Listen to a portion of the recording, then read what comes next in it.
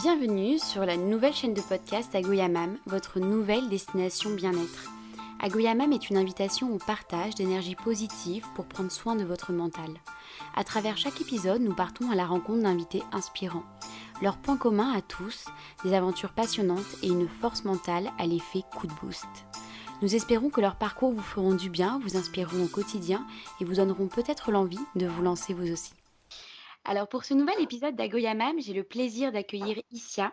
Issia est la première femme à avoir parcouru en solitaire les 28 pays de l'Union européenne en van aménagé. Femme forte et indépendante, Issia va nous livrer aujourd'hui son aventure à cœur ouvert. Tel un challenge sportif, Issia avait un objectif clair et déterminé depuis le départ. 28 pays de l'Union européenne en 6 mois.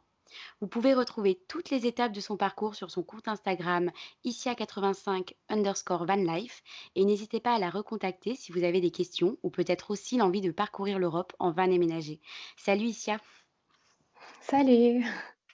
Alors Issia, donc tu es partie seule pendant 6 mois. Tu as donc traversé ces 28 pays de l'Union européenne en van aménagé.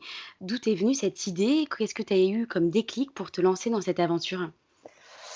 Alors, je le voyage, en fait, a toujours fait, partie intégrante de ma vie. En fait, je suis née à Briançon, mais j'ai vécu aussi en Haute-Savoie, en Savoie, en Provence, à l'île de la Réunion, avant d'atterrir à Marseille pour faire mes études. Donc, quelque part, cette enfance m'a donné le goût du voyage et de la découverte. Ça m'a appris à être, sociable et parce que régulièrement, je devais me créer de nouvelles amitiés. Ça m'a aussi forgé un caractère individuel, d'autosuffisance. Donc en fait, dès mes premiers sous en poche, j'ai commencé à voyager. Alors, en couple, mais aussi, seule en sac à dos au Vietnam et aux Philippines. Et puis c'est en 2018 que j'ai vécu ma première expérience de van life. Je suis partie en fait dans l'Ouest américain à 2 et nous avions loué un van pour être totalement libres pour, nous déplacer dans ces États d'Amérique. Donc parce que parfois c'est complètement désertique, donc on n'avait pas cette contrainte de trouver un endroit pour dormir le soir.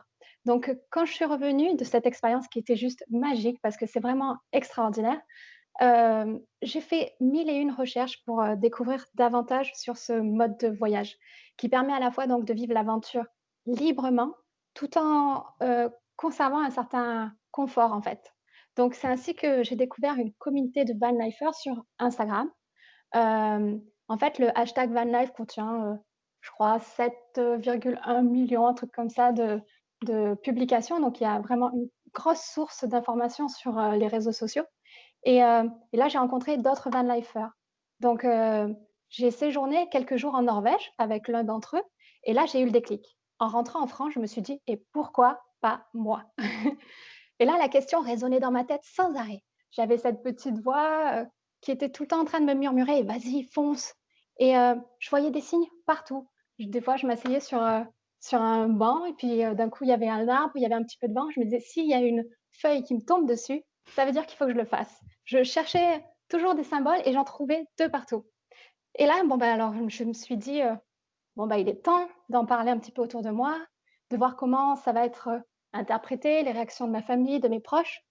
Et en fait, quand je leur ai dit, ben, certains, en fait, m'ont encouragée à fond. C'était souvent même d'ailleurs des gens qui aiment le voyage et d'autres, ben, par contre, ont eu un comportement et des paroles parfois négatifs. Des fois, c'était limite, blessant. Mais voilà, moi, pour moi, on n'a qu'une seule vie et on aurait tort, en fait, de laisser nos choix être dictés par les autres. Donc je suis quand même une adulte, je suis consciencieuse, je suis responsable. Donc je me suis dit: «Allez, j'écoute mon cœur, j'ai cette envie profonde de tenter cette expérience. C'est pas grave, je suis seule, mais je veux pas avoir de regrets».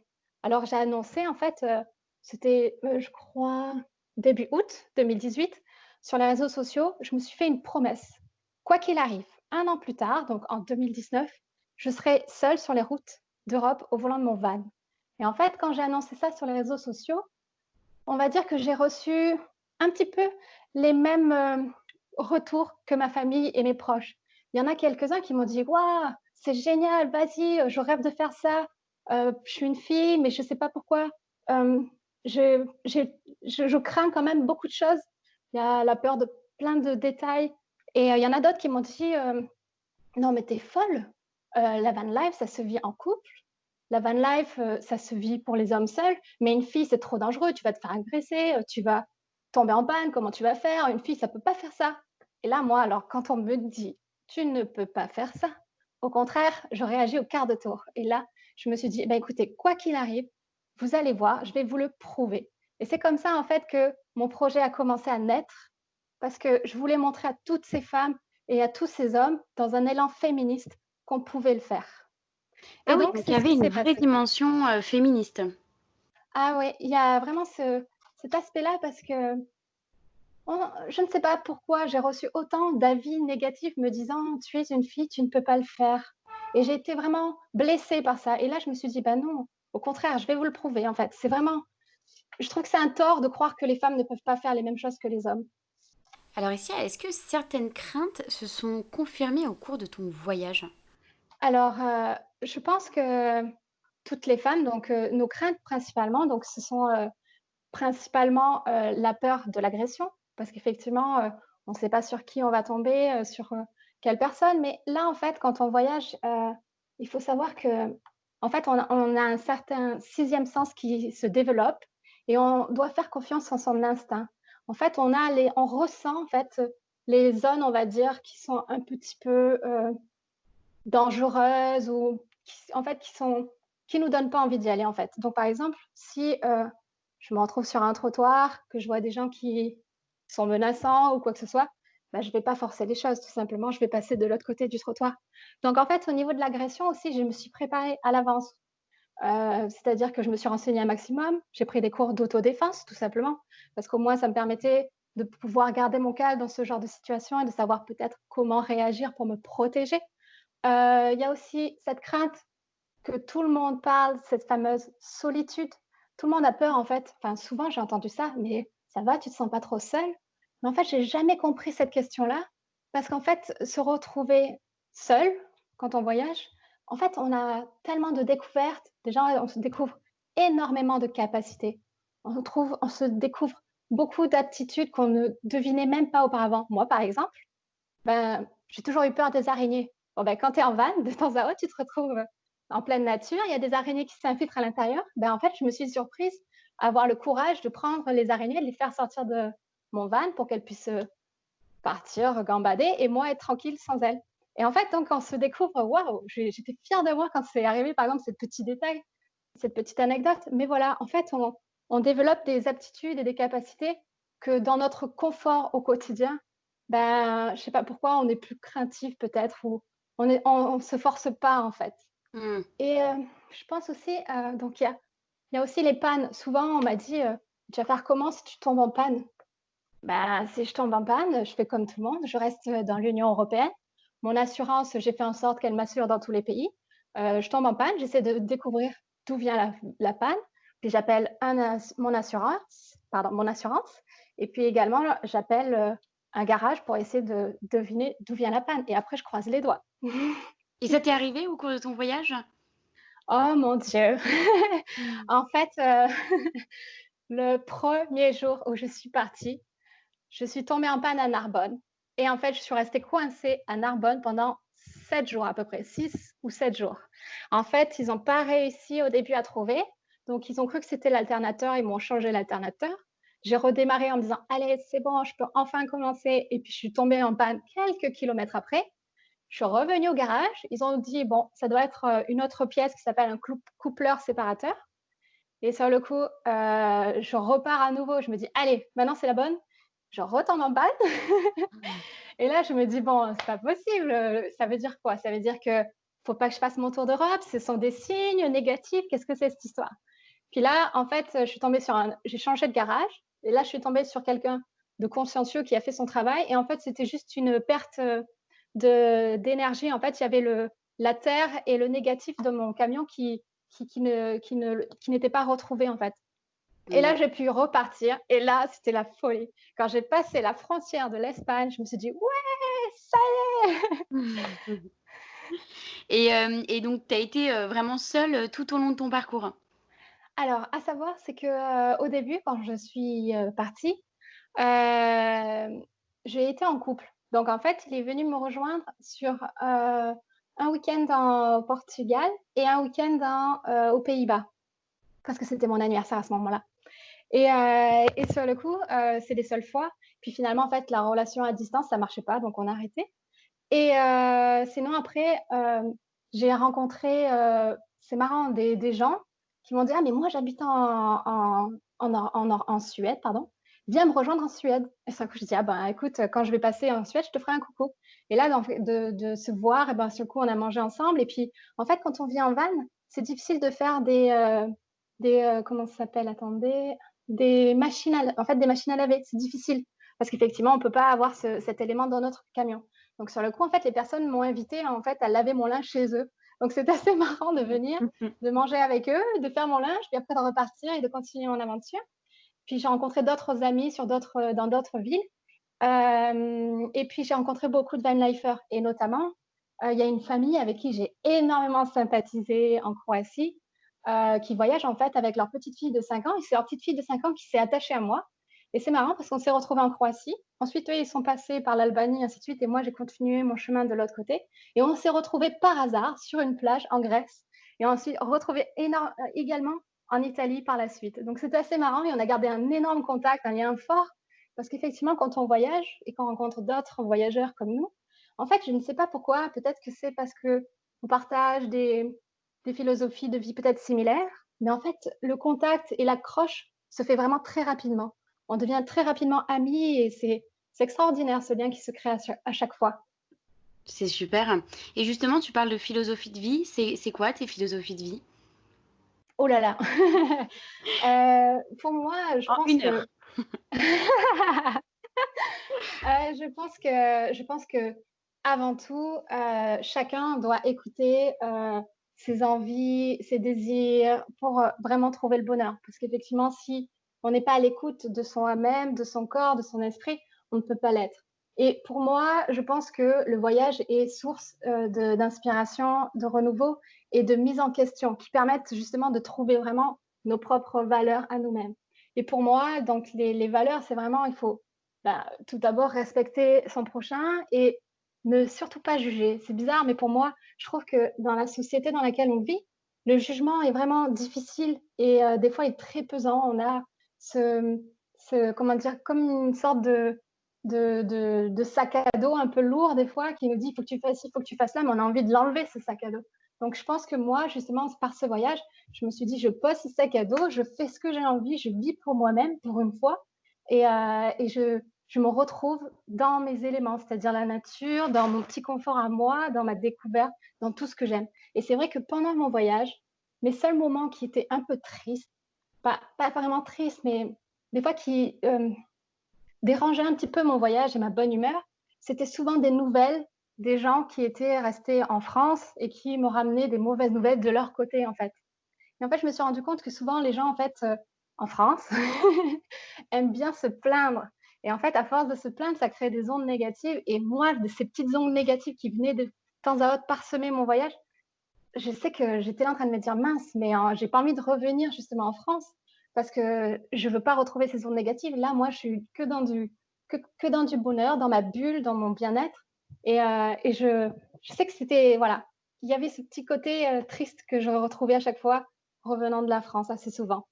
Et tu n'as jamais eu de doute vis-à-vis de ton entourage, de ton couple qui s'est finalement défait à cause de la distance, de tes proches, de leurs craintes qui pouvaient parfois déteindre sur toi. J'ai l'impression que tu as finalement toujours été plutôt sûre de toi dans ton aventure et que rien ne pouvait remettre en question ce projet. Alors, c'est vrai que j'ai été beaucoup sûre de moi. Bon, cette relation, malheureusement, je savais plus ou moins qu'elle allait plus ou moins se terminer avec ce voyage. J'en étais pratiquement sûre. On a quand même tenté, mais finalement, bon, ça n'a pas fonctionné. Par contre, c'est vrai, il y a un moment, le seul, je pense, moment où j'ai eu un doute, c'est que, quand je suis arrivée justement à Riga, en Lettonie, j'ai fait une rencontre. J'étais célibataire à ce moment-là, hein, donc et en fait, ce garçon-là, ça s'est vraiment très bien passé. On a eu une sorte de coup de cœur, coup de foudre et j'ai eu le truc de me dire: «Waouh, normalement, dans ce pays-là, je devais passer seulement 2 jours. Finalement, à cause de lui, enfin, pour lui et parce que j'avais envie de rester là et d'être avec lui, je suis restée 10 jours». Et en fait, à ce moment-là, je me suis dit: «Waouh, est-ce que je m'en vais?» Et donc dans ce cas-là, cette relation, peut-être qu'elle va vraiment pas marcher, elle va s'éteindre à cause du fait que je continue mon projet ou non? Est-ce que je continue parce que vraiment c'est quelque chose qui me tient à cœur et si j'ai une seule opportunité de le faire, c'est maintenant? Et en fait, c'est vrai qu'à ce moment-là, j'étais dans le doute et j'ai lancé en fait, des petits, appels sur, mes réseaux sociaux pour comment dire? Mes, followers parce que c'est vrai que pour moi, j'aime bien vivre l'expérience avec eux et partager tout et sur le coup, il y en a beaucoup qui m'ont dit: «Vas-y, arrête tout, c'est pas grave, vis ta vie, sois heureuse, c'est le plus important dans la vie». Et puis il y en a d'autres qui m'ont dit: «Écoute, sincèrement, continue ton aventure et puis là, tu découvriras si cette relation peut tenir à distance et dans ce cas-là, elle tiendra et ce sera une vraie histoire quand vous vous rencontrez». Et là, le garçon en question m'a dit: «Écoute, il faut que tu le fasses cette histoire, ton projet, parce que c'est vraiment quelque chose d'important puisque c'est un projet féministe et c'est pour montrer quelque chose aux autres. Si tu t'arrêtes, il y aura beaucoup de mauvaises langues, pardon, qui diront: «Bah, tu vois, elle a pas fait. Elle a pas fini son tour d'Europe», tu vois? Une fille peut pas le faire, une fille, elle va tomber amoureuse d'un jour au lendemain, elle va avoir un souci, voilà, elle a pas fait. Et là, je me suis dit: «Il a raison».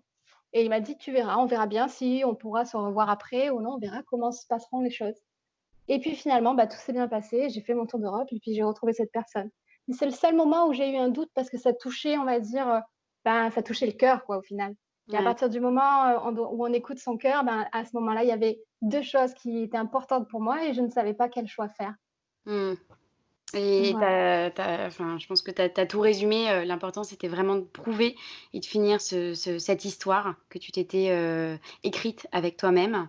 Mmh mh. Et c'est une super histoire. Moi, j'avoue que personnellement, je ne savais pas qu'il y avait autant une dimension féministe derrière ce projet et je le trouve, d'autant plus fort parce qu'effectivement, montrer qu'une femme est forte, montrer qu'une femme a peur, de partir à l'aventure, seule, c'est vraiment un beau message. Donc, bravo. J'ai surtout l'impression qu'en termes de mental, tu jamais eu de moment, compliqué où tu étais vraiment à 2 doigts d'abandonner, excepté, effectivement Voilà.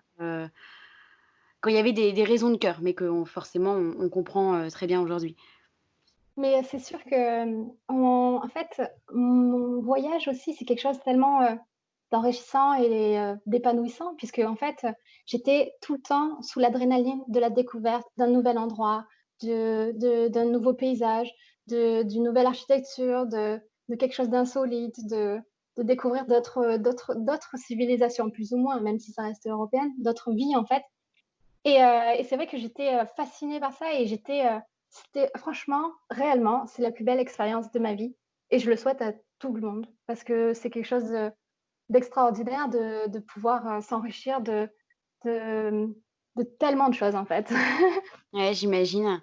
Et alors, c'est quoi il y a eu des moments, j'imagine, plus marquants que d'autres. Est-ce que tu as des anecdotes, aujourd'hui à nous partager? Oh là là!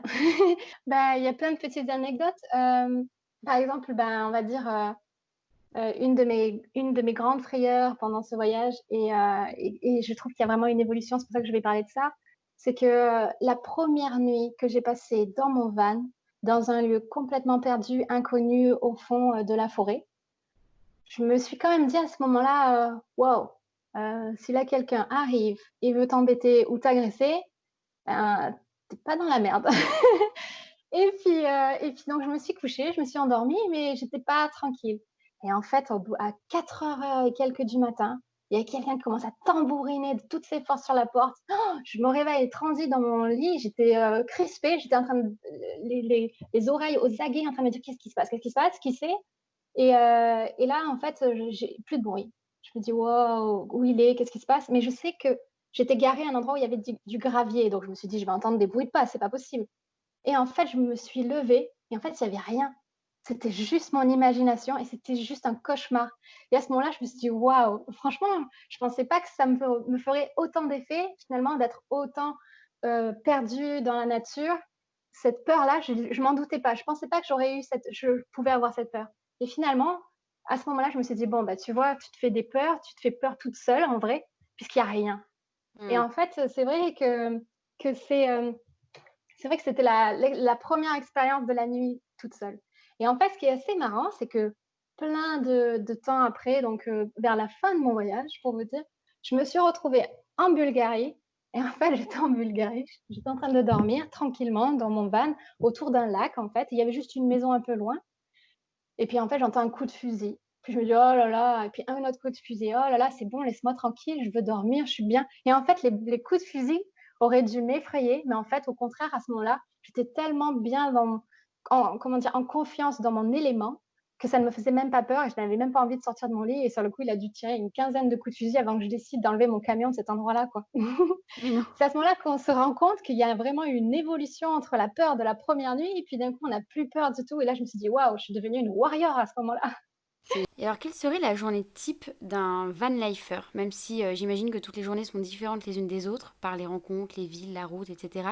J'imagine qu'il y a une certaine routine qui s'est mise en place rapidement. Une routine, de comment dire? De préparation pour se nettoyer, pour, manger, ainsi de suite. Il y a toute une routine qui s'était créée, et après, en fait, chaque jour, par exemple, ben, je me levais, j'allumais, mon gaz, je commençais à faire chauffer, mon thé ou mon café, je commençais à sortir, dehors, mes affaires pour pouvoir déjeuner à l'extérieur et à ce moment-là, je commençais chaque fois préparer mon planning du jour pour savoir ce que j'allais faire dans la journée et ensuite, hop, je rangeais tout ça, je me douchais à l'intérieur de mon van et puis je prenais la route pour aller visiter ce que j'avais prévu. Et en fait, chaque matin, j'organisais mon programme de la journée.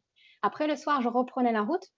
À peu près je faisais à peu près 2 heures et demie par jour de voyage et le soir quand je rentrais, en fait, à chaque fois, ce que je faisais, c'est que j'appelais un de mes proches pour dire que tout va bien. Parce que c'est vrai que la famille s'inquiète quand même de se dire: «Bon, est-ce que tout elle est toujours en vie? Est-ce qu'elle s'est pas fait embêter? Qu'est-ce que» Donc à chaque fois, je rassurais tous les soirs. Je postais également et je partageais les soirs mes aventures et puis voilà, je profitais du coucher de soleil et puis je me couchais tranquillement. Et en fait, c'est vrai que, par exemple, moi, je suis quelqu'un qui normalement se couche très tard et se lève très tard et Mm. là, en fait, dans ce mode de vie, c'est vrai que d'un coup, je m'adaptais, en fait, au coucher du soleil, au final. Je me couchais pratiquement, enfin 1 heure après le coucher de soleil et puis je me levais en même temps que le soleil se levait. Pas forcément parce que la lumière me dérangeait puisqu'en fait, je tout était, comment dire? Opaque, donc en fait, il y avait pas de lumière qui rentrait à l'intérieur, mais c'était naturel. J'entendais les oiseaux se réveiller dehors et tout ça, et puis ça me donnait envie de sortir et de vivre la prochaine aventure, en fait. Et t'as gardé ce rythme-là ou t'es revenu sur l'ancien? Heu, je suis en moitié-moitié maintenant. C'est-à-dire, je me couche plus aussi tard, mais je me couche pas aussi tôt non plus. Et aujourd'hui, tu dirais que tu te sentirais plus forte? Hem, ben, en tout cas, maintenant, j'ai de quoi fermer le clapet à tous ceux qui doutent encore des possibilités d'une femme. C'est clair, c'est clair, c'est clair. Et j'imagine que tu as été énormément contactée par des personnes qui avaient, des projets un peu similaires? Oui, il y a beaucoup de filles, en fait, qui m'ont contactée, déjà alors, on va dire ma plus grande, satisfaction, c'est justement de voir des filles qui m'ont dit: «Bon, tu m'as inspirée, tu m'as prouvé que je pouvais le faire, je passe le cap, ça y est». Et ça, c'est vraiment ma grande, grande satisfaction de me dire qu'il y a des filles qui ont trouvé le courage de le faire. Non, c'est top et puis j'imagine que là, ça donne envie de prochains voyages, de prochains projets. Alors bon, même si, le confinement et la crise sanitaire est passée par là, évidemment, Mmh. mais tu as quand même, cette fibre du voyage, de l'évasion qui est toujours en toi? Exactement, là, en fait, alors malheureusement, justement, avec le confinement, j'ai dû vendre mon van. Donc ça, c'était, l'horrible nouvelle. J'en ai pleuré, parce qu'effectivement, son camion devient, on va dire, son compagnon, son meilleur ami, c'est l'élément qui a vécu toute cette aventure avec moi et en fait, dès qu'on a un camion, justement, on le baptise, on lui donne un nom. Moi, c'était Kakou parce que c'est un petit peu, le petit camion qui se la pète à Marseille. Mmh. Et en fait, donc je lui ai donné ce nom et en fait, on s'attache réellement à son, véhicule parce que c'est lui qui nous permet de vivre toute cette aventure et j comme je peux le dire, oui, le confier, par exemple, je me suis surprise des fois en roulant, déjà je lui parlais clairement, hein, je disais: «Ah mon cacou, on est en train d'aller à tel endroit, c'est super» et puis je me suis surprise à caresser le volant des fois, à me dire voilà, j'ai vraiment de l'affection pour lui et c'était mon bébé, on va dire et là, quand donc je l'ai quitté, j'en ai pleuré, mais je suis quand même, contente d'une seule chose, c'est que c'est une fille justement à qui je l'ai donné, qui veut faire un tour d'Europe à son tour et en fait, donc j'ai passé le flambeau à quelqu'un d'autre et ça m'a fait plaisir de me dire que justement, voilà, il y en a d'autres qui vont continuer, ça. Parce qu'en fait, en France, il y a pas beaucoup de femmes qui font ça toutes seules et donc là, de me dire: «Waouh, il y en a une nouvelle», ça m'a fait vraiment toucher et après bon, moi personnellement, là, j'ai dû vendre ça pour des problèmes financiers parce qu'avec, effectivement le covid et le fait de pas pouvoir travailler, j'étais coincée. Mais là, dès que la situation donc est rétablie, parce que moi, en fait, actuellement, je suis en Lettonie, donc je ne peux pas revenir en France avant le 10 juin. Donc dès que je rentre en France, je vais me mettre à travailler pour économiser et me racheter un camion. Ça, c'est sûr et certain. Ouais, bien sûr, un 2e cacou. Mais Exactement. c'est ce que j'aime bien dans cette vision, déjà, je trouve que c'est vraiment la naissance de vouloir créer un mouvement, pour les femmes et pour leur donner envie de se lancer dans des projets similaires aux tiens et souvent et le deuxième point que je retiens, c'est qu'en fait, finalement, la réussite de ton projet, c'est pas juste l'aboutissement de l'avoir fait. C'est de Non. transmettre et de donner envie à d'autres femmes de le faire et ça, je trouve que En c'est, fait vraiment fort. exactement, quand au début donc de mon projet, j'ai vu qu'il y avait donc, plein de filles qui me disaient, «Je rêve de faire la même chose que toi, mais j'ose pas». J'ai eu à ce moment-là, envie de créer une association. Donc tout simplement pour promouvoir le voyage pour des femmes solitaires, en van ou un sac à dos, quel qu'il soit. Et justement donc j'avais ce projet associatif pendant, toute mon année de préparation de mon voyage. J'ai essayé de trouver plus ou moins des sponsors, mais après en fait la difficulté avec des sponsors, c'est que vu qu'ils, vous rémunèrent, en fait, c'est eux qui déterminent votre itinéraire, qui déterminent ce que vous avez le droit de dire ou pas. Et ça, en fait, j'ai trouvé que c'était pas juste de mentir ou de cacher des choses. Justement, moi, je voulais témoigner, le voyage tel qu'il est réellement, de 100 sans cacher quoi que ce soit. Et donc j'ai refusé et au final, j'ai continué mon aventure sans sponsor, toute seule avec mes économies que j'avais fait. Et en fait, mon projet associatif, ce qui m'a fait, j'ai eu une surprise, en fait, pendant mon voyage, c'est que j'ai découvert que, justement, il y a un collectif de filles qui s'est créé pendant que j'étais en train de voyager. Et là, en fait, je les ai contactées et finalement, donc mon association, je ne l'ai pas mis en place, mais par contre, je suis adhérente de leur collectif de façon à partager toutes nos idées et avoir un maximum de points de vue et de conseils sur, le voyage, en fait. Parce qu'effectivement, la van life, moi, je l'ai vécu de façon road trip, mais il y a la van life façon je vis dedans au quotidien, donc vraiment, tous les jours, tout le temps. Et là, c'est un petit peu plus comme une tiny house. Voilà. C'est super, hein, bravo. Non, non, c'est un bon moment et en plus, de pas avoir cédé à la pression, du sponsoring et des Mmh mh. pressions financières pardon, je trouve que c'est tout autant admirable. Est-ce qu'aujourd'hui avec un peu de recul, sur ce projet-là, il y a des choses que tu aurais fait, différemment? Différemment, je pense que alors, moi, personnellement, je ne parle pas très bien anglais et en fait, ça à la base, quand je suis partie, j'avais l'espoir de pouvoir communiquer avec une femme dans chacun des pays et de prendre son témoignage pour savoir, en fait, la situation de la femme dans chacun de ces pays. Même si c'est des pays de l'Union européenne, des fois, peut-être que la place de la femme dans chacun des pays peut être différente et je voulais savoir leur avis, en fait et choisir une femme au pif, mais pas une femme, genre, quelqu'un de connu. Quelqu'un, justement, qui est vraiment dans le pays, qui y vit, qui est inconnu et qui pourra me donner son avis neutre. Enfin, voilà. Et malheureusement, la barrière de la langue fait que je n'ai pas osé faire cette démarche. Et je pense que justement, c'est ma plus grande frustration durant ce voyage. Parce que j'aurais aimé justement savoir et pouvoir ensuite partager toutes ces informations. Ouais, je comprends et les conseils que tu aurais aimé recevoir avant de partir? Je pense qu'il est important pour toute femme de déjà qui n'osent pas en fait, pour toutes les femmes qui n'osent pas encore voyager, qui hésitent à franchir le pas, je pense qu'elles doivent se poser la question: «Pourquoi j'ai peur?» Parce qu'en fait, effectivement, il y a cette sensation de peur qui fait qu'on n'ose pas encore franchir ce cap. Donc il faut se demander déjà est-ce que c'est juste parce que c'est une pression sociale, du fait que, par exemple, on a un certain âge ou pas d'ailleurs et que, ça fait bizarre pour les gens qu'on leur dit, «Je vais m'acheter un van», les gens ils disent: «Ah bon? Oui, oui, je vais vivre dedans». Pardon? Les gens on a l'impression que ce n'est pas normal en fait, que tu es atypique, que tu es, différente et en fait, je voudrais juste te dire que, il ne faut pas se laisser pousser par cette pression sociale si ça ne correspond pas. Si j'ai pas envie d'avoir un enfant à 25 ans et partir, m'acheter un appartement et commencer à travailler en CDI dans un bureau qui ne me plaît pas, ainsi de suite, il ne faut pas suivre cet exemple-là. Il faut vraiment suivre ce qu'on a envie soi-même et se poser donc vraiment les questions: «Quelles sont mes peurs?» Par exemple, je ne sais pas, si la personne, elle a peur, Comme je le disais tout à l'heure, donc de se faire agresser, qu'elle se renseigne un maximum là-dessus et que justement, elle, elle trouve les moyens justement de parer à toute épreuve. Par exemple, comme je l'ai dit, en prenant, des cours d'autodéfense ou par exemple en prenant des sprays au poivre ou certaines, j'ai vu aussi de voyageuses, parce qu'effectivement, il y en a plus en Allemagne, voyagent avec leur chien. C'est d'autres possibilités. Ce que je voudrais dire, voilà, il faut vraiment identifier sa peur et après, en fait, les peurs sont souvent issues de l'inconnu. On a peur parce qu'on ne sait pas. En fait, justement, renseignez-vous un maximum, trouvez les informations. Par exemple, je ne sais pas si vous avez peur d'aménager votre camion, essayez de vous renseigner auprès d'autres personnes, d'autres filles ou d'autres hommes ou d'autres femmes, d'autres couples, pardon, qui, ont déjà aménagé leur van. Regardez comment ça se fait, contactez peut-être des artisans, ainsi de suite, pour trouver les moyens de le faire, en fait.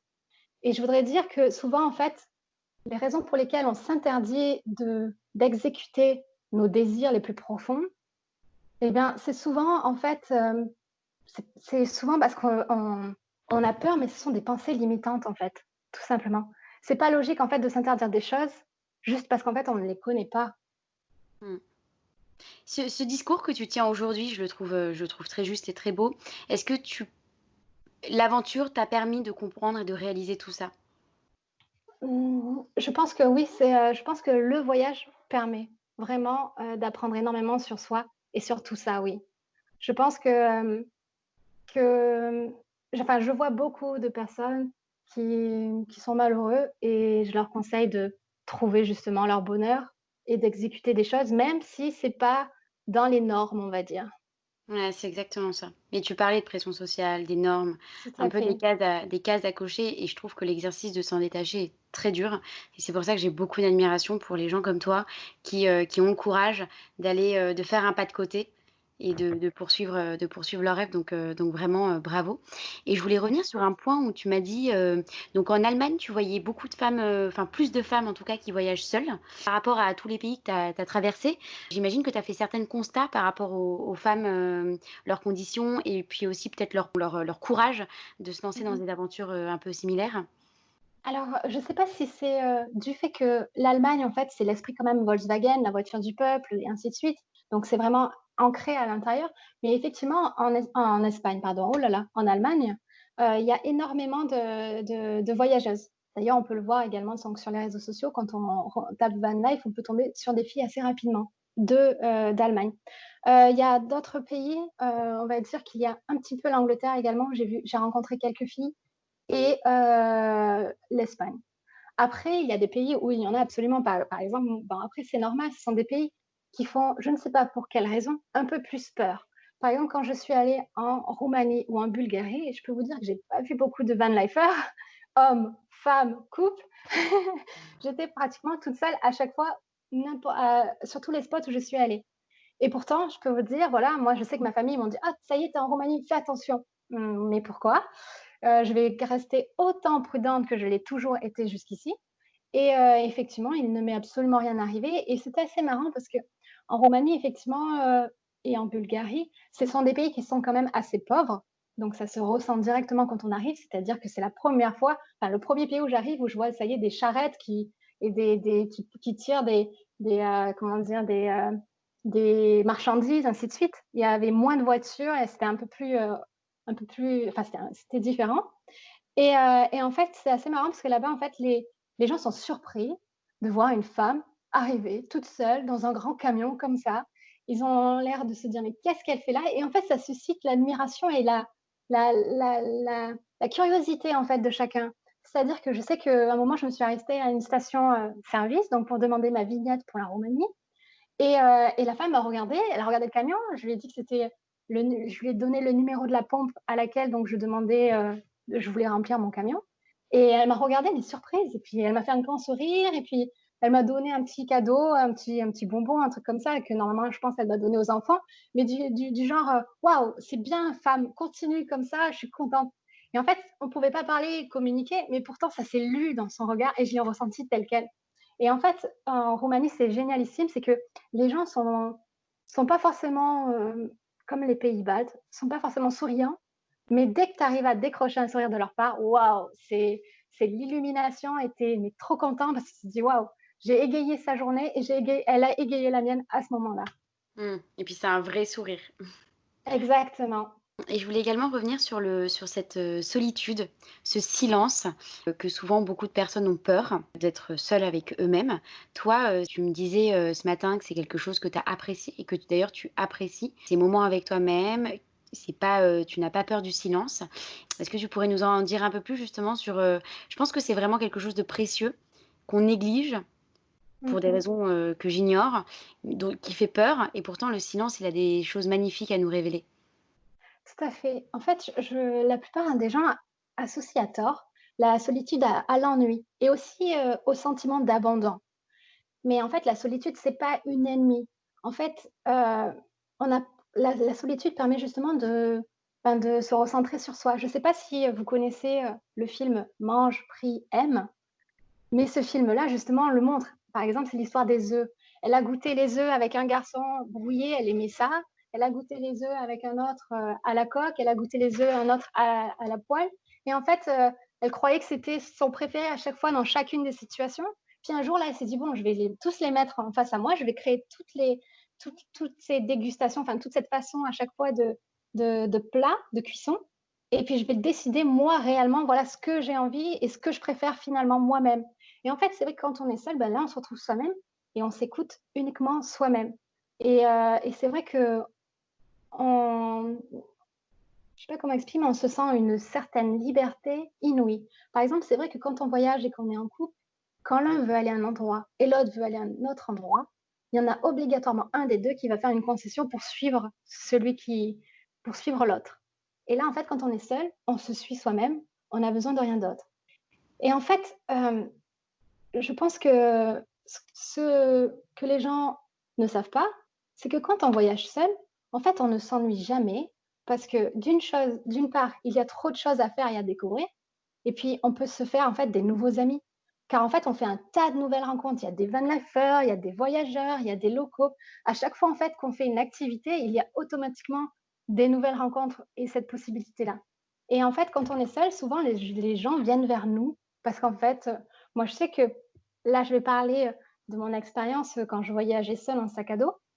Je sais qu'à un moment, je me suis retrouvée avec une sorte de carte en train de me dire: «Waouh, je suis perdue, je sais pas où je dois aller» et en fait, les gens se disent: «Bon, elle est toute seule, elle a l'air d'être perdue, bon, je vais l'aider» et en fait, les gens venaient vers moi puis après me conseiller: «Mais tu voyages seule? Oh, non mais attends, je vais te conseiller d'aller voir mon cousin à tel endroit, puis tu verras voir ma tante là-bas» et en fait, finalement, on voyage au travers d'eux, en fait et hem et en fait, on n'est jamais seul. On n'est jamais seul. Si on désire rester seul parce qu'on a envie de se concentrer sur soi, on le peut. Mais si on accepte d'ouvrir la porte aux autres, on peut facilement créer de nouvelles amitiés et des amitiés sincères, en fait. En fait, on part seul, mais on revient avec beaucoup d'amis. Est-ce que, il y a des prochains challenges qui sont en train de se dessiner dans ta tête? Alors à savoir, c'est que quand j'ai acheté mon camion, il était déjà aménagé. Et c'est vrai que si j'ai l'opportunité donc de me racheter un camion, j'aimerais l'acheter vide de façon à pouvoir l'aménager.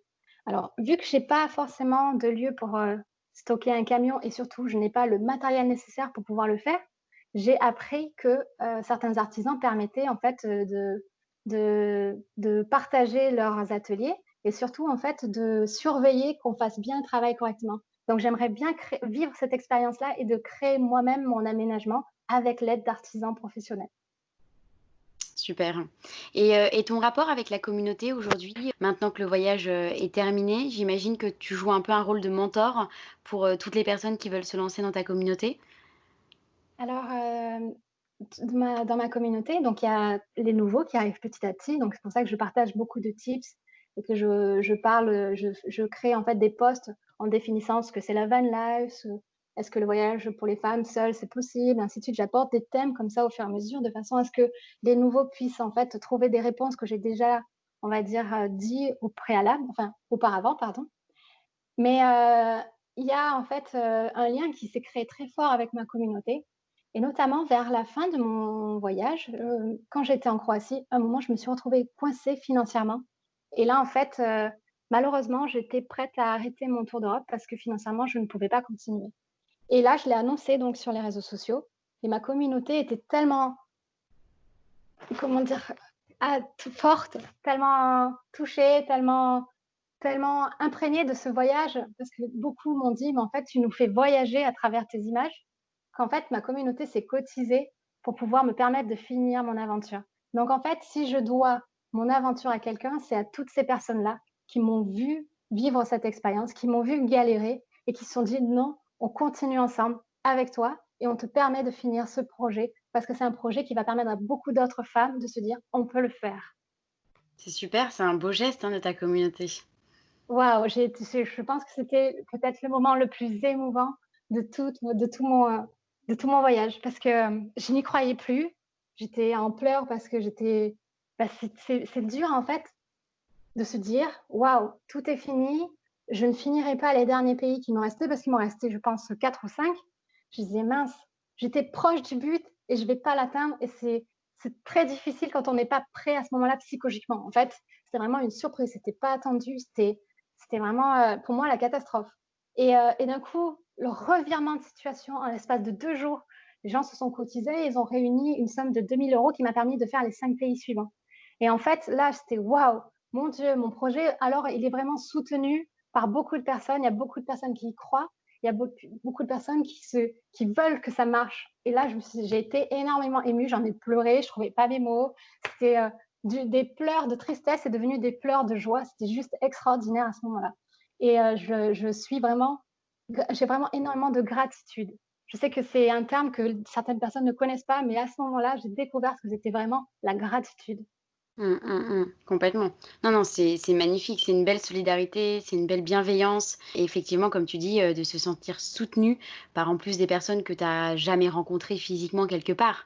C'est ça qui était Exactement. vraiment un engouement, et grâce aux réseaux sociaux qui a pu naître avec ton projet, c'est magnifique.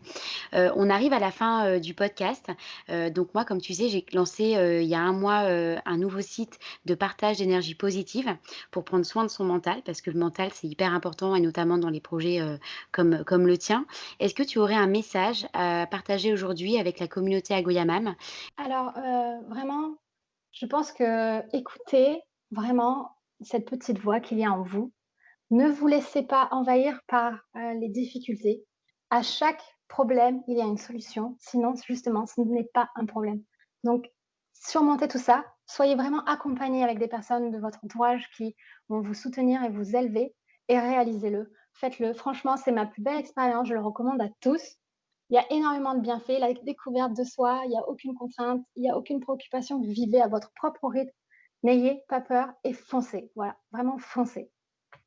J'ai une dernière question, ça me fait penser ta réponse à ça, c'est à toutes les personnes qui trouvent pas forcément nécessaire de sortir de leur zone de confort. En vrai, si la personne n'a vraiment pas envie, qu'elle ne le fasse pas réellement. Moi, c'est ce que je pense.